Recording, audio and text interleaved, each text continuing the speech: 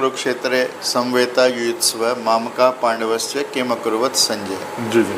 तो ये संस्कृत में था जी। तो मैंने उसका जो काव्य रूप किया कि धृतराष्ट्र राजा भी था और कौरवों का बाप भी, समझता था हर पुण्य और पाप भी। मोहब्बत में दुर्योधन की अंधे थे, मोह से दबे उसके कंधे थे। बहुत बढ़िया। उसे भी ख्वाहिश थी कि सब जान ले, जी। सभी योद्धाओं को पहचान ले। हुकूमत से कभी वो दरकिनार हुए थे, क्योंकि एक बार पांडु को बना दिया गया, उनसे छोटा था। तो अजीबो गरीब से वे किरदार थे। कुरुक्षेत्र जो चुना था जंग के लिए, उसी क्षेत्र से जले धर्म के दिए, क्योंकि धर्म भी उसी क्षेत्र से जला था और इसीलिए हमने धर्म क्षेत्र।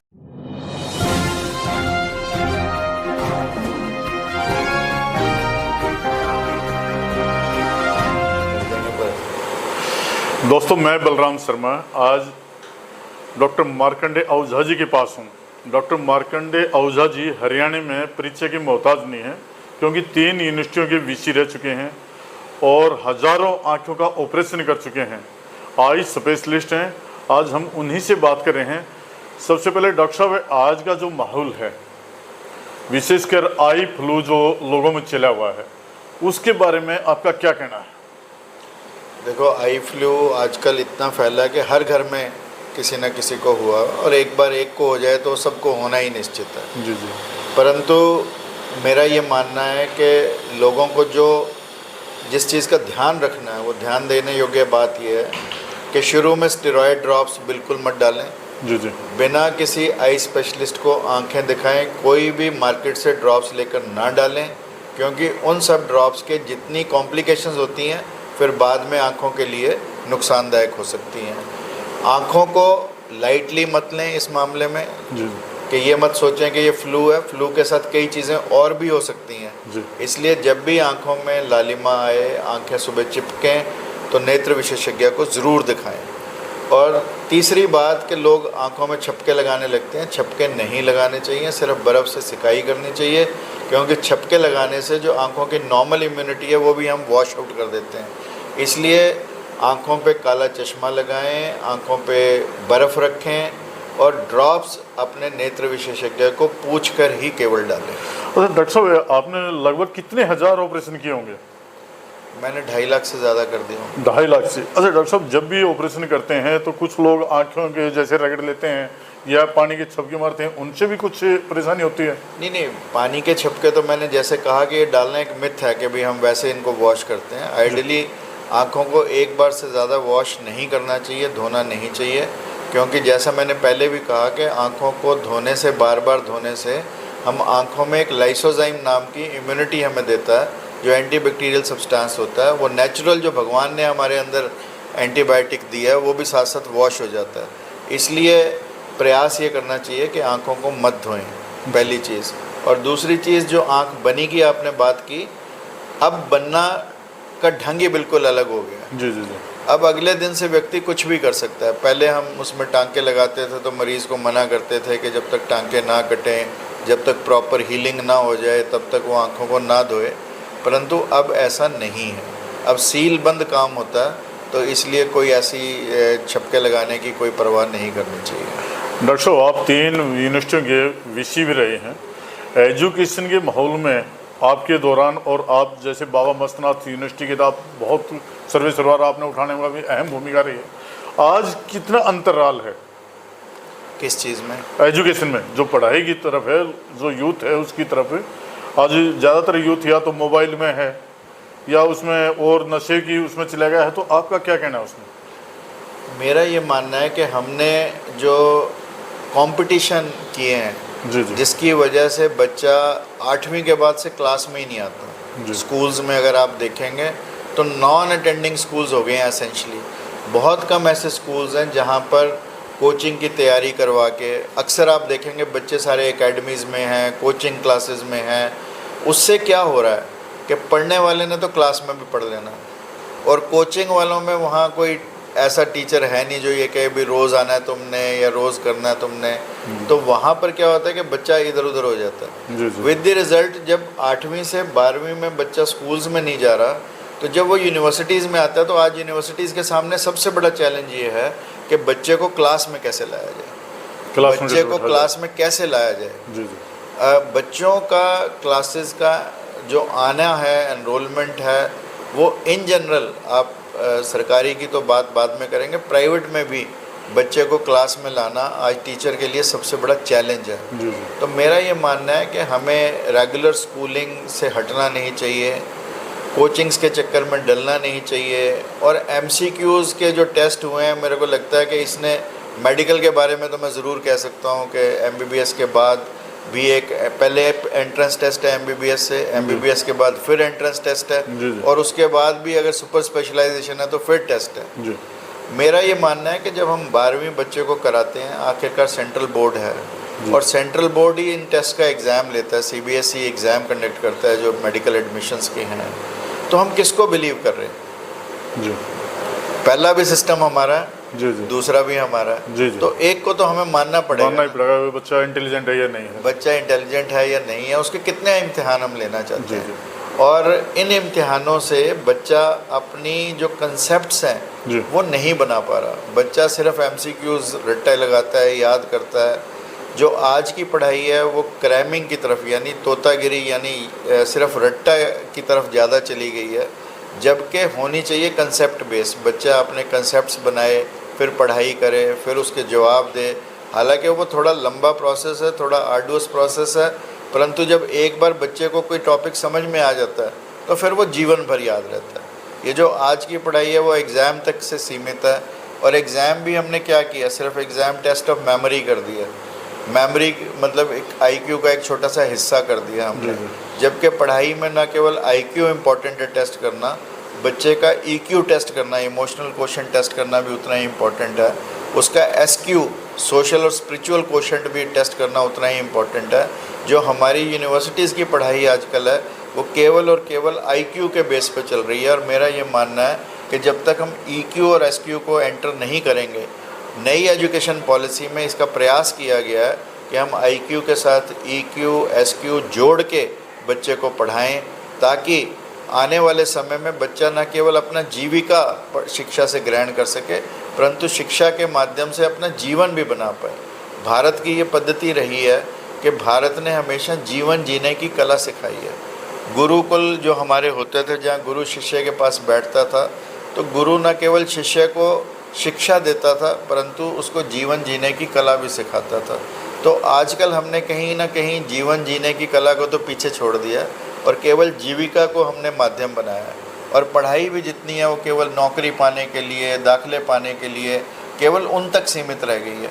तो जब तक हम इस कंसेप्ट को नहीं बदलेंगे, मेरा ये मानना है कि हम अच्छा अपने यूथ को नहीं तैयार कर पाएंगे। डॉक्टर साहब, आपने मेरी जहाँ तक याददाश्त है कई दर्जनों पुस्तकें लिखी हैं, उन किस पुस्तकों में कौन सी ऐसी महत्वपूर्ण है, और वहाँ आपको किताब लिखने की रुचि कहाँ से पैदा हुई? और मुख्य रूप से उनका जो मुख्य किताबें हैं उनके प्लीज नाम भी बता। लिखने पढ़ने का शौक़ मेरा बचपन से रहा, क्योंकि मेरे पिताजी हमेशा इतना स्वयं पढ़ते थे और हमें भी पढ़ाते रहते थे, और केवल हमारे जो करिकुलम था, सिलेबस था, वही नहीं, उसके अलावा भी बहुत सारी चीज़ें हमें पढ़ाते रहते थे। और जहाँ भी जाते, वापसी पे जितने पैसे बचते उनकी पुस्तकें खरीद के ले आते थे। तो हमारे घर में एक ऐसा माहौल बना कि हमारे घर में शुरू से लाइब्रेरी बन गई। तो लिखना पढ़ने का शौक़ पड़ा, पढ़ने से फिर लिखने का, क्योंकि वो हमें छोटी छोटी एक्सरसाइज देते थे, जैसे चाय का कप कैसे बनाना है इस पर लिखो, जूतों को पॉलिश कैसे करना है इस पर लिखो। तो धीरे धीरे वो लिखने की कला डेवलप हो गई। और फिर जब मैं कॉलेज में आया तो मेरे पास मेरे फादर का देहांत हो गया था, फीस देने के पैसे नहीं थे, तो मैं रेडियो स्टेशन जाने लग गया। आकाशवाणी रोहतक से आपकी शायद शुरुआत हुई। रोहतक से तो 30 रुपये वहाँ मिलते थे, हर हफ्ते एक प्रोग्राम में करता था, तो महीने के 120 रुपये, और कभी किस्मत हो 5 सोमवार आ जाएँ तो 150 रुपये, तो वो मिलते थे। तो वहाँ से बोलना सीख गए। तो इस तरह से धीरे धीरे पढ़ना, लिखना, बोलना, परंतु उसको मैंने अपने मेडिकल प्रोफेशन के बावजूद भी उसको चालू रखा। पहले जो पुस्तकें मैंने शुरुआत में लिखी, अपने आई को लेकर लिखी। सबसे पहले मैंने आई केयर ही लिखी कि आँखों की देखभाल कैसे की जाए। वो पुस्तक बहुत चली, जेको पब्लिकेशन ने उसे पब्लिश किया। उसके अलावा फिर मैंने बच्चों के लिए प्रैक्टिकल की किताबें लिखी, बच्चों के लिए सिंपल करके आई का जैसे आयुर्वेदिक कॉलेज हमारे साथ था, तब तो उन बच्चों को भी पढ़ाने के लिए, नर्सिस को पढ़ाने के लिए सिंपल किताबें आँखों के बारे में लिखी। फिर धीरे धीरे मुझे लगा कि भी सिर्फ आँखों का बताना ज़रूरी नहीं है, जीवन के बारे में भी बताना ज़रूरी है। तो फिर मैंने बच्चों को ये सिखाना शुरू किया, how to be successful in life. फिर धीरे धीरे समझ में आया कि केवल सक्सेस ही नहीं है, लाइफ कैसे मीनिंगफुल बने वो भी महत्वपूर्ण है। तो फिर मैंने थोड़ा सा अध्यात्म की तरफ किताबें लिखनी शुरू करी। तो सेल्फ मैनेजमेंट एंड गीता मेरी लंदन की पार्लियामेंट में रिलीज़ हुई। फिर मैंने गीता के ऊपर लाइफ स्किल्स फ्रॉम गीता लिखी, जो ऑस्ट्रेलिया में हाल ही में इंटरनेशनल गीता महोत्सव में जिसका विमोचन हुआ। और अभी मैं थोड़ा सा गीता को और सरलीकरण उसका हिंदी में कर रहा हूँ, और तो मैंने उसको लिखना शुरू किया, बंसी तो कृष्ण की बजती रही। हाँ, उसमें कविता भी आपने काव्य रूप में लिखना शुरू किया। आपकी कविता भी काफी चर्चित है, वो बंसी तो बजती रही। डॉक्टर साहब आपसे अनुरोध करूंगा 2 लाइन इसकी आप प्लीज अगर कह दें, क्योंकि आपने शुरुआत कर दी तो अच्छा रहेगा। उसका सिर्फ ध्येय यही है कि गीता का ज्ञान हमें कैसे मिले। जी। जैसे संस्कृत में लोगों ने, गीता है हमारी मूल रूप से, संस्कृत के बाद उसके हिंदी अनुवाद किए गए, भावार्थ किए गए, परंतु वो सब मुश्किल पड़ते थे। परंतु मुझे लगा कि इसको थोड़ा आसान और किया जाए। तो आसान कैसे किया जाए, आसान करने के लिए मैंने काफ़ी प्रयास किए, परंतु फिर मेरे को ये माध्यम कविता का रूप एक बड़ा अच्छा लगा। नहीं, अच्छी कविता है आपकी। फिर मैं जैसे धर्म क्षेत्रे कुरुक्षेत्रे संवेता युयुत्स्व मामका पांडवस्य किम अकुर्वत संजय। जी। तो ये संस्कृत में था। तो मैंने उसका जो काव्य रूप किया कि धृतराष्ट्र राजा भी था और कौरवों का बाप भी, समझता था हर पुण्य और पाप भी। मोहब्बत में दुर्योधन की अंधे थे, मोह से दबे उसके कंधे थे। बहुत बढ़िया। उसे भी ख्वाहिश थी कि सब जान ले, सभी योद्धाओं को पहचान ले। हुकूमत से कभी वो दरकिनार हुए थे, क्योंकि एक बार पांडु को बना दिया गया, उनसे छोटा था। तो अजीबो गरीब से वे किरदार थे। कुरुक्षेत्र जो चुना था जंग के लिए, उसी क्षेत्र से जले धर्म के दिए, क्योंकि धर्म भी उसी क्षेत्र से जला था और इसीलिए हमने धर्म क्षेत्र कहा। कुरुक्षेत्र जो चुना था जंग के लिए, उसी क्षेत्र से जले धर्म के दिए। नफरतें मोहब्बतों में बदलती रहेंगी, बंसी तो कृष्ण की बजती रहेगी। गीता का ज्ञान सुनाती रहेगी, अधर्म को धर्म में बदलती रहेगी। तो इस ढंग से मैंने इसे करना शुरू किया। तो ऐसे मैंने अभी 4 अध्याय अपने पूर्ण किए हैं। पहले 2 और फिर 12वां बीच में भक्ति योग था। तो जब हम ऑस्ट्रेलिया जा रहे थे तो वहाँ पे, और आजकल पुरुषोत्तम मास चल रहा है, तो इसमें 15वें अध्याय की महत्व होता है। तो मैंने 15वें अध्याय को, आजकल आप गीता पे विशेष डिबेट वगैरह भी करते रहते हैं, वो जूम वगैरह मीटिंग वगैरह भी करते रहते हैं। और ऑस्ट्रेलिया कई विदेशों से भी आपके उसमें जुड़ते रहते हैं। एक संदेश इसमें क्या देना चाहते हैं आप? मैं संदेश ये देना चाहता हूँ कि व्यक्ति को अपने जीवन का ध्येय पता होना चाहिए। और जीवन का ध्येय अपने पहले मूल के तरफ चलना। तो गीता हमें हमारे मूल स्रोत की तरफ लेकर जाती है। क्योंकि आप देखें, आज की जो अंधी दौड़ है, जो भौतिकता है, उसमें लोग भाग रहे हैं, किसी को ये नहीं पता कि किधर भाग रहा है। उसकी वजह से उनके अंदर स्ट्रेस है ना। सक्सेसफुल धन से तो हो गए हैं, पर मन अशांत हो गया। तो डॉक्टर मार्कंडे जी आजकल आध्यात्मिकता की तरफ लोगों को, मॉल्स में आपको जाएंगे, चीज़ें बहुत मिलेंगी, पर शांति कहीं नहीं मिलेगी। तो गीता एक शांति का माध्यम है। आपको एक शांति देने की कला है, जीवन जीने की कला है। आपको अच्छे संस्कार देती है, आपके अंदर दैवीय गुणों को पैदा करती है। आज आप देखें, हर तरफ आपको अच्छे लोग मिल रहे हैं, परंतु अच्छे इंसान नहीं मिल रहे। और यदि अच्छे इंसान हो तो जितने आजकल आपको झगड़े देखने को मिल रहे हैं, जितने आपको कलह मिल रही है, जितने कष्ट मिल रहे हैं, जितना आपाधापी मिल रही है, वो सब समाप्त हो जाए। डॉक्टर साहब, मेरा सवाल ये है थोड़ा सा, मैं क्योंकि आपका बहुत सारे राजनीतिक लोगों से विशेष स्नेह है, और आपके कांग्रेस में भी और बीजेपी में भी, और आरएसएस पार्टी, आरएसएस के साथ तो आपके घरेलू संबंध है। नहीं, संबंध मतलब ठीक, हाँ, कार्यकर्ता हूँ, यस। इसमें कोई शक नहीं कि हाई लेवल के आपके उसमें संबंध है। तो राजनीतिक में जाने की रुचि है क्या? नहीं, राजनीति नहीं, मैं समाज की सेवा करता आया हूँ, करता रहूँगा। राजनीति मेरा माध्यम नहीं है समाज सेवा का। जी जी मेरे समाज सेवा के माध्यम है लोगों को जितनी मैं मदद कर पाऊँ और जितना मैं उनको स्पिरिचुअली ग्रो कर पाऊँ। तो अध्यात्म और राजनीति का मेल थोड़ा कम बैठता है। जी हालांकि बिठाने को बिठाया भी जा सकता है, और मेरा ये मानना है कि इस देश में जब तक ब्रह्म सत्ता राज सत्ता पर हावी थी जी तब तक ये देश बहुत अच्छा चला। जी और जब से हमारे देश की ब्रह्म सत्ता ने राज सत्ता के कदमों में अपने सिर रख दिए हैं, तब से इस देश में दिक्कत तो आई है।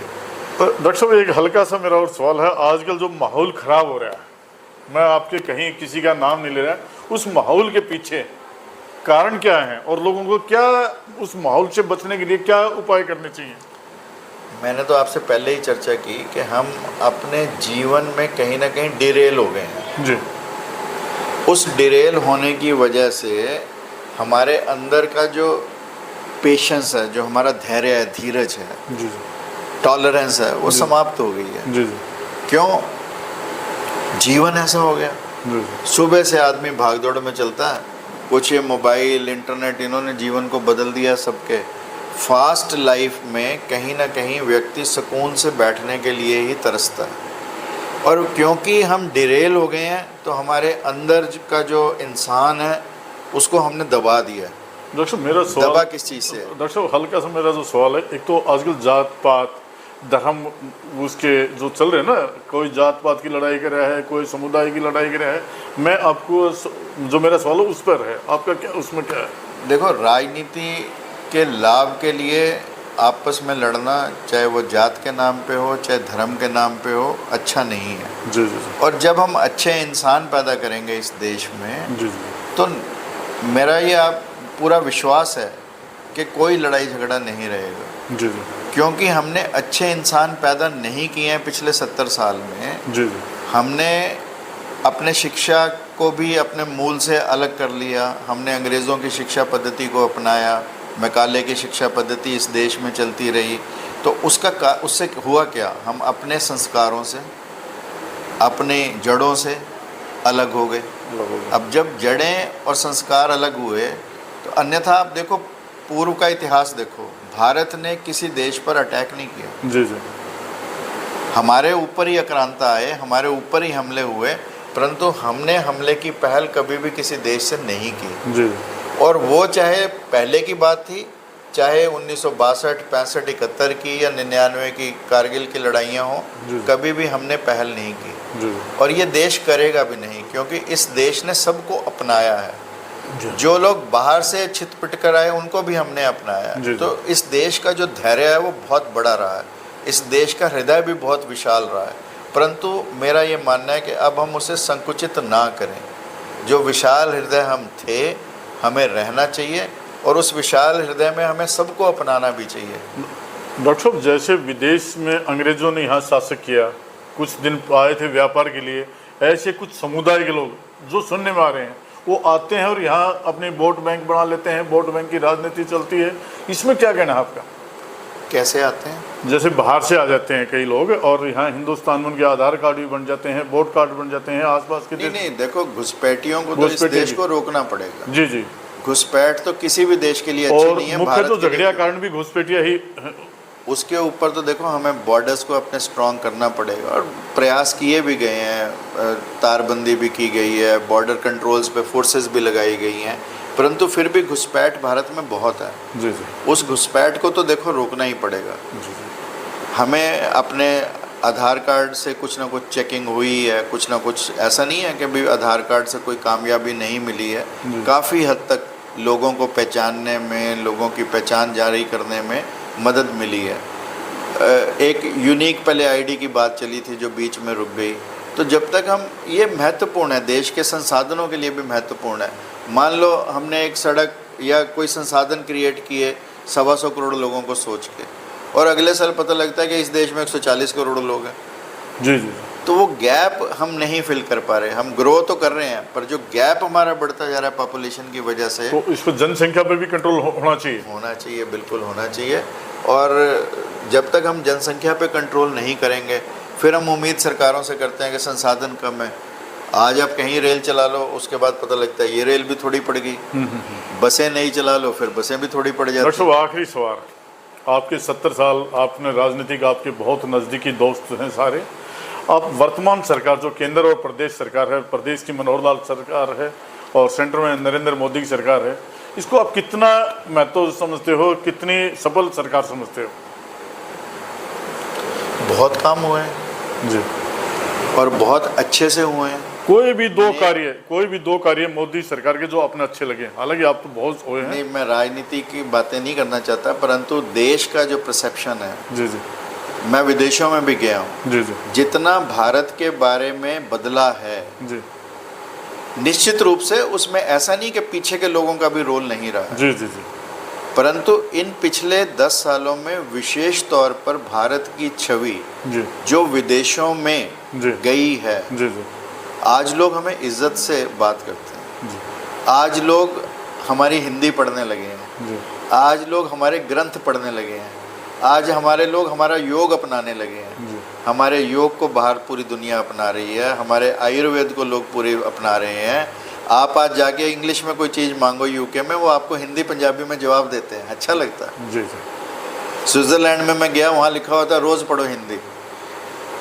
मतलब भारत ताकत उभर रहा है, तभी तो ये बदलाव आ रहे हैं। जी ऑस्ट्रेलिया में इंटरनेशनल गीता महोत्सव में 10 मेंबर पार्लियामेंट मौजूद थे। जी कैनबरा की पार्लियामेंट में हम लोग गए थे, फेडरल पार्लियामेंट में 10 एमपी वहाँ मौजूद थे। आप विश्वास करोगे कि वो 10 के 10 गीता पढ़ के आए थे। हम तो गीता उन्हें देने गए थे, भेंट करने गए थे, परंतु वो पढ़ के आए हुए थे और उन्होंने बड़ी अच्छी अच्छी बातें गीता से निकाल कर हमें बताई। यानी उनकी रुचि भारत में बनी है। ये मैं समझता हूँ कि सबसे महत्वपूर्ण काम हुआ। 1893 में विवेकानंद वहाँ गए थे। विवेकानंद को तब भारत की छवि क्या थी कि एक सपेरों का देश है, गरीबों का देश है, फटे कपड़े वालों का देश है, भिखमंगों का देश है। जी जी ऐसी एक स्थिति थी 1893 में। जी जी आज 2023 में भारत की छवि निश्चित रूप से पूरे विश्व में बदली है और पूरा विश्व भारत का लोहा अब मानने लगा है। धन्यवाद डॉक्टर साहब, आपने जो हमें समय दिया, मैं आपका बहुत बहुत धन्यवाद। Thank you. Thank you.